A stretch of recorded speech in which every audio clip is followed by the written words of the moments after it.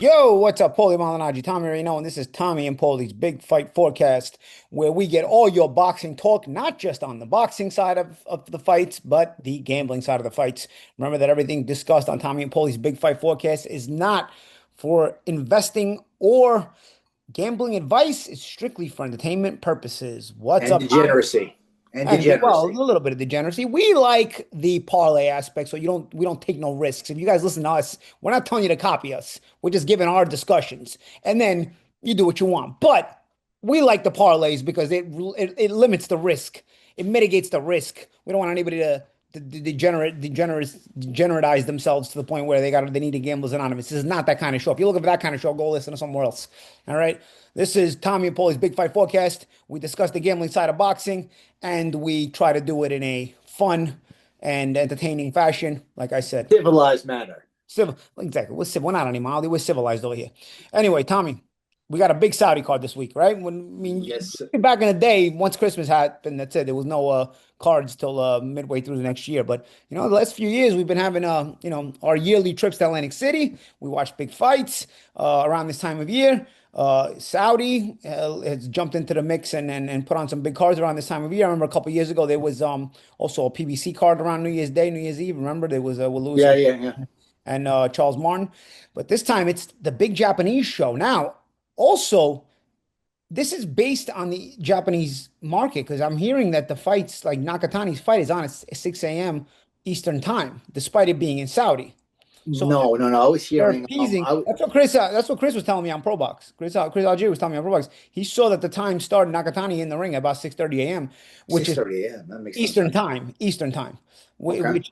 which is midday in Saudi time, but it's more nighttime for the Japanese time. So I guess being that there's a lot of Japanese fighters on this card, they're more angling it towards the Japanese TV market. Uh-huh. In America. No, and I remember when I looked at the other day, it was like a 2 p.m. card. 2 p.m. was starting. All right, well, But check it out. We need to figure out what time this thing starts, yeah, yeah, yeah. Let's see. Yeah, of especially course. Yeah, so this is the third year in a row that that we have a Riyadh card right after Christmas, right after the holidays. yeah, So or before. I mean, sometimes it's been right before. Last year it was Usyk versus Fury, right, and it was right before Christmas, right? yeah, yeah. So this one, the strange thing about this one is in Japan. This one is in Saudi, but it's all Saudi, Japanese fighters. but they're all Japanese fighters, which I Yeah. think is an Well, odd twist. that's why I'm saying I heard about the time zone being conducive to the Japanese market, the Tokyo market.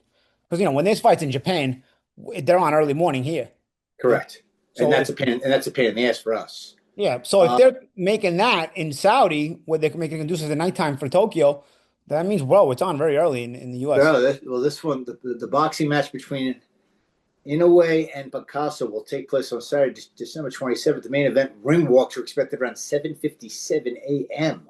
Yep. See, Tommy, you want to do the AC thing, but you're gonna be waking up real early. That's why the Ocean Casino is gonna have the fight on at the sports I book. got no problem It's drinking not. It's beers at not. It's 7 not. a.m. It's not competing against college football. I gotta look into this a little further. That's wild. That's silly. Also, it's kind of Why is stupid. it silly? They're going to be conducive to the Japanese market, it's Japanese fighters. Yeah, yeah. All our life, the whole world has had to adjust to the U.S. TV market because all the big fights were in the U.S. Now that they're going to other different places, for the first time in our lives, we got to adjust to other markets. Yeah, That's what it yeah. is, bro. Welcome to the rest of the world. You Yeah, know, this is true. This is true. so This is not a huge card. This is three fights that would for encompass. American standards, it's not a huge card. It's a huge Yeah, card yeah, for Japanese standards. absolutely. Hence why it's going in on the Japanese market. They're more conducive to the Japanese market. So, Yeah. all right. So what the first card? I mean, obviously we're talking about Inoue and Nakatani both on this card. If they win, they would likely face each other in May, is what we're hearing. Well, let's go with the opener, right? The big opener is Wilibaldo Garcia Perez, who's Hmm. 23 6-2 with 13 knockouts. He's taking on Tenshiro Taraji, who's 25-2 with 16 knockouts. Taraji obviously at home, or we're not home, but he's a Japanese guy on a Japanese card. Perez, I assume, being brought in as the opponent, but 23 6-2, 13 KOs. How live is Perez here? He seems Well, like Perez, what Paulie, odds? You got a plus 360 over here in Perez. Is he live? Perez is Perez is the defending champion. I believe it's the IBF title he has. Yeah, but he's Yeah. So major underdog here. yeah, yeah. No, he's the underdog. What do you He's a know good about fighter. Taraji? Yeah, he's a good fighter. He's tough. He throws a lot of punches. He's super super aggressive, like hyper aggressive. And that's where Tajari is going to have some success, just hitting with counters. Just Tommy. Taraji. Taraji. Taraji. I said Taraji. That's what I said. Tejari. Taraji. Taraji. Taraji. Taraji. All right. Taraji.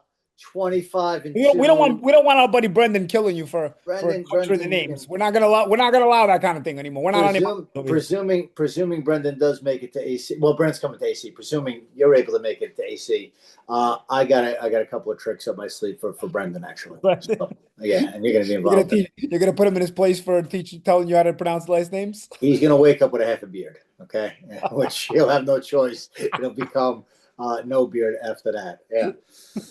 So what do you got here with Taraji and this guy? Yeah, Taraji uses his legs. He boxes. He can move. He's got a good jab. He's got more paths to victory. He can box. Good pound puncher.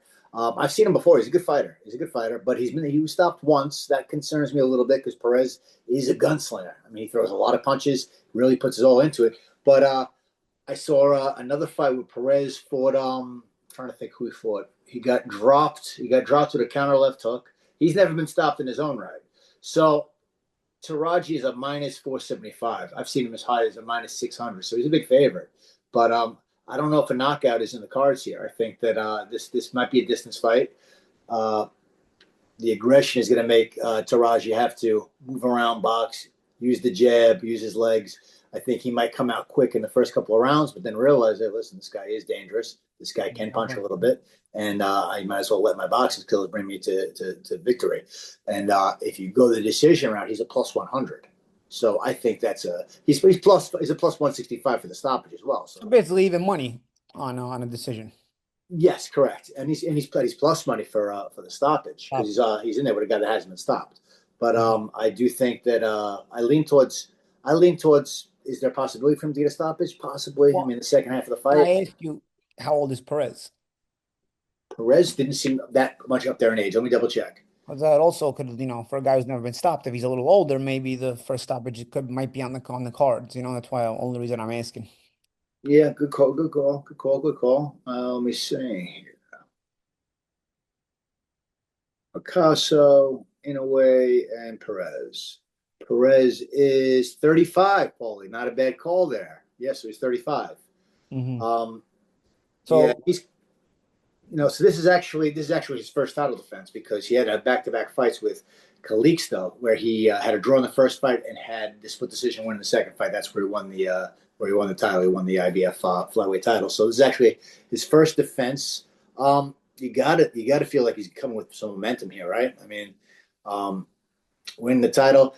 The interesting thing about this card is all these fights are Japanese versus Mexican fighters. I don't think that's a coincidence. I think that's going to produce a lot of fireworks. I think that's going to be very exciting.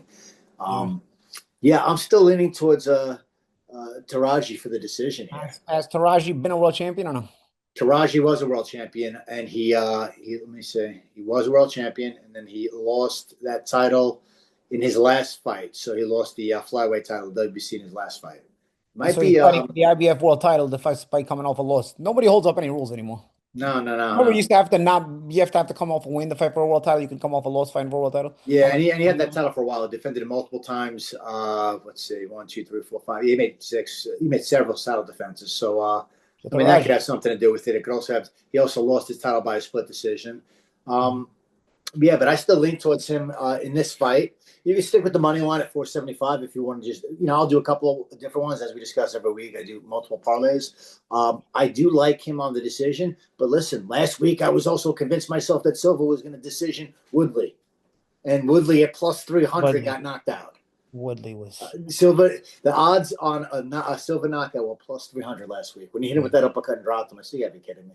I should have hedged my bet on that one because I should have took into account that Woodley was there for a paycheck, was just there for a paycheck, and that's who he's there for. But on this one, I like Taraji for the decision at plus 100, and I'll also do the money line at the minus 475 and build that into a parlay. Both of them I'm going to use in parlays, but I mean the 475 I could chop that down with the Inoue stoppage and some other stuff to get even odds. Okay. Now with Perez, what I did see with Perez was this is something to keep in mind. You just mentioned that he's 35 years old. I mentioned that he hasn't been stopped, but he was dropped twice when he fought Paul Butler. But the thing is, he was dropped twice. It was the same thing. It was it was almost like, remember when Mason got dropped by using that rear uppercut? He got Yeah, dropped, and then yeah, he did it again. He got yeah. dropped again. And then Perez didn't make the adjust. Perez didn't make the adjustment in his belt. He got dropped with in a sequence where he got caught with a hook, a counter hook, and then he got Yeah. caught with that counter hook again, literally like 10 seconds later. But he got to that situation not because of skill, just because of just toughness, relentlessness. So I keep that in mind that he was dropped twice in that fight. He had to get off the canvas in that fight. So is there possibility for a late stoppage? Possibly, possibly. But I'm So still, you're looking at a decision, maybe 7 through 12 in stoppage, or a yeah. live betting situation as well. 7 through 12 is a possibility. I did a live bet that finally went through last week with Baumgartner. I Mhm. realized with by the third, fourth round that was gonna be a 12 round decision all day, and that was a female 3 minute rounds and 12 rounds. So I was a little concerned about that in her gas tank, but she looked so relaxed and composed by round three. I said she's I not mean, they were stopping this throwing girl. they were throwing 4 punches around for the first five Yeah, rounds. yeah, yeah, yeah. She wasn't herself. She was pacing herself. She wasn't her usual super aggressive self. So I said, Mhm. there's a live bet situation, and that one worked out for me.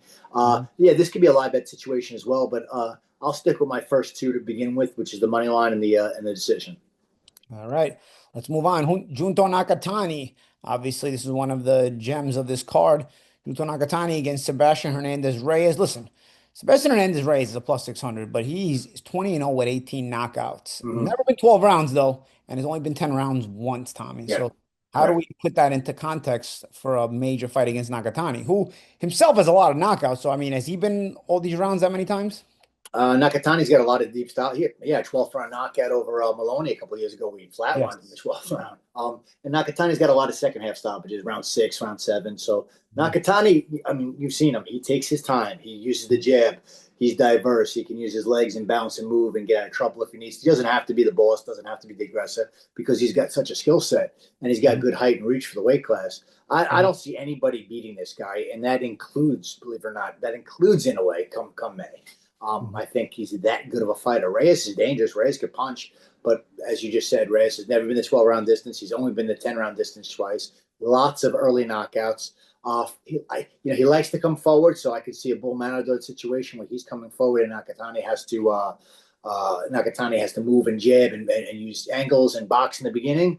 But ultimately, he's going to keep touching this guy. Reyes is going to get hit with too many shots. He's going to get broken down. I see a Nakatani stoppage the second half of this fight, 7 through 12.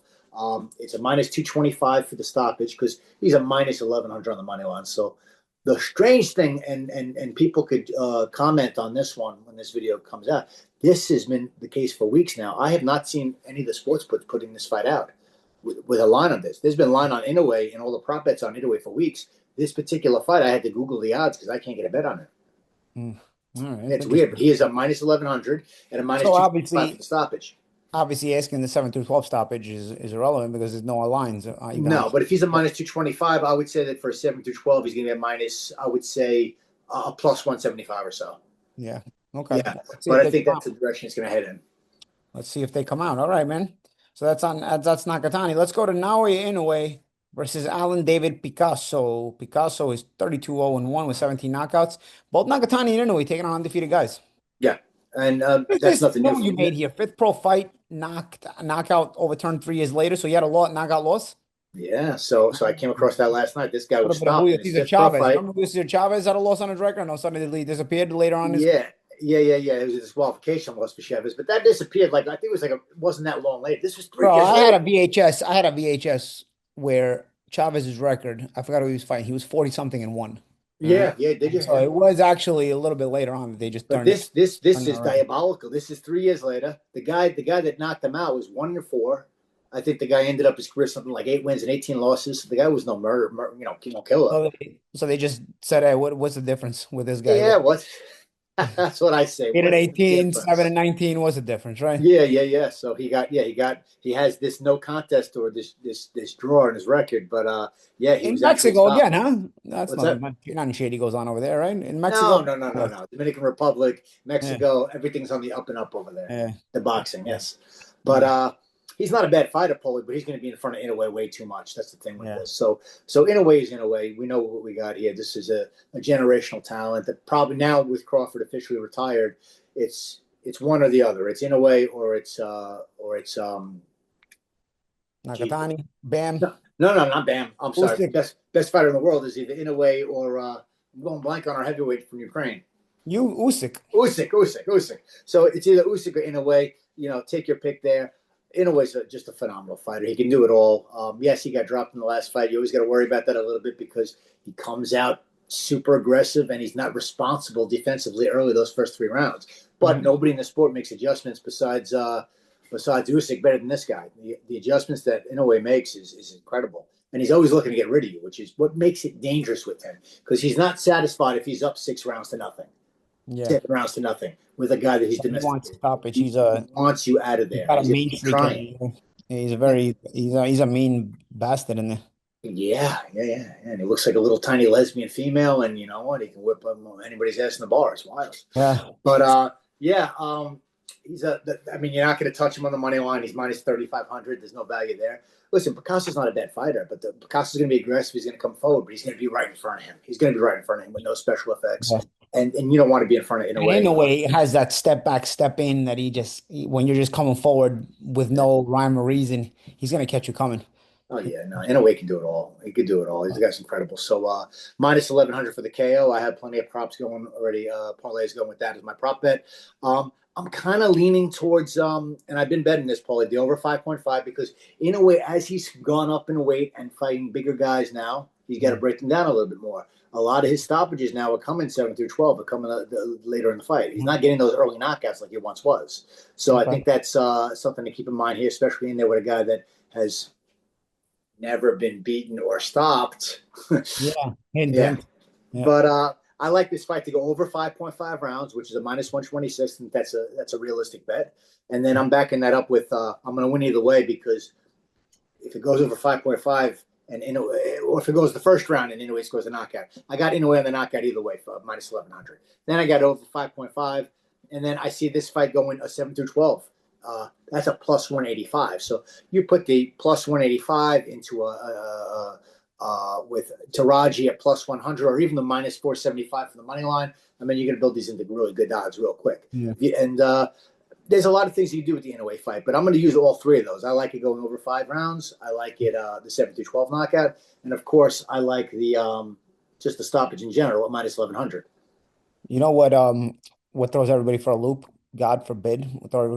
If Inoue ever hurts his hand and winds up having to go to distance because he's got to finish the fight one-handed. Well, he went to distance his last fight with MJ, but but MJ was tough. You kind of knew that. You called that 6 months prior, right? But I'm talking about there's gonna come the night, God forbid, where Inoue hurts a hand or something, and then can't be aggressive, and then ends up having to win on points, and everybody has to end up betting the knockout. And but here's another. It's screwed. There's another one, Paulie, and it worked out for me last weekend with Jake Paul getting. I said to Jake Paul, plus 105 for Jake Paul to get dropped twice. Right? Yeah. Inoue has been dropped twice throughout the course of his career. I looked it up last night because again, he could always get caught. He got caught with a shot in his last fight. He gets up, he makes those adjustments, yes, but Inoue is a plus. It's just something to throw out there if you want to throw $10 in that direction and then parlay it into greedier odds. Plus 950 to get knocked down. To get knocked down. How big of a puncher is Picasso? Maybe that's why in this particular situation. 17 knockouts. Not huge, not monstrous, but listen, in a way, as he's moved up in weight, we've seen him get clipped twice in his last and nearly dropped him too. Yeah. All right. So it's an interesting fight. It's an interesting card. Obviously, the big one would be Inoue versus both these guys got to win. Inoue and Nakatani for May, like you said, which kills me because my plan was to go to Japan and see that live, and I'm actually going to be in Italy the day that they have that fight. As of right now, which is May 3rd. You watch in Italy. What are you going to do? I don't want to watch it in Italy. I watch it in person. Who makes the trip to Italy the weekend of this fight in the Tokyo Dome? Who would do that? Only you would do that. I would do that. Yeah. I would do that. This is going to be the biggest fight in Japanese boxing history. Well, you know what? Maybe you'll luck out. Maybe one of them will randomly get beat this weekend, and then they'll have to reschedule for later. No, that's not what I want. I want a random broken hand or a nice little like 47 stitch cut on each eye. Or something like that. That way they need recovery time and they can't fight in May. I got you. Yeah, give me late May or give me early June. All right. But yeah, this is a decent card. This is the third year in a row, like we said, that they're doing a late December card around the holidays. This isn't their biggest one. This isn't their most diverse one. It's all Japanese fighters fighting. Their first non-heavyweight one, right? Because 2 years ago there was Joshua. Last year was Usyk and Fury. Yeah. Got the Japanese fights. Yeah. It's not for the first time. It's not heavyweights at least. Hey, I'm just happy that it's that's happening. I'm not too happy about these times that I just learned that they're not Yeah, adjusting well, those that's what times. I'm here for, Tommy. Just to throw you a little bit of random information that I actually did not know myself until Chris mentioned, you know. Yeah, and yeah, it's a good thing to know. I'll be in Atlantic City either way to watch it at the sports book, so I got no problem setting alarm It for should have, five a. it should have raised a red flag when the sports book told you they would have the fight. Should have raised a red flag because we had a trouble last year in Yeah, AC yeah, with the yeah. college bowl games. The sports books wanted to put the college bowl games instead of the fight last year into Well, our final. little crew will be the only ones there at 5:30 in the morning ordering beers and Watching trying, Taraji. yeah, to trying to play roulette. All right, man. That's Tommy Reno, and I'm Paulie Malignaggi. This is Tommy and Paulie's Big Fight Forecast. We hope you enjoyed our little discussion, and we'll see you next year for more Yeah, boxing yeah, discussion. We'll see you later. Comment, subscribe. Let us know what you think of these fights this weekend. What do you think of waking up early in the morning? Will you wake up early in the morning? And of course, what do you think of the picks? See you later.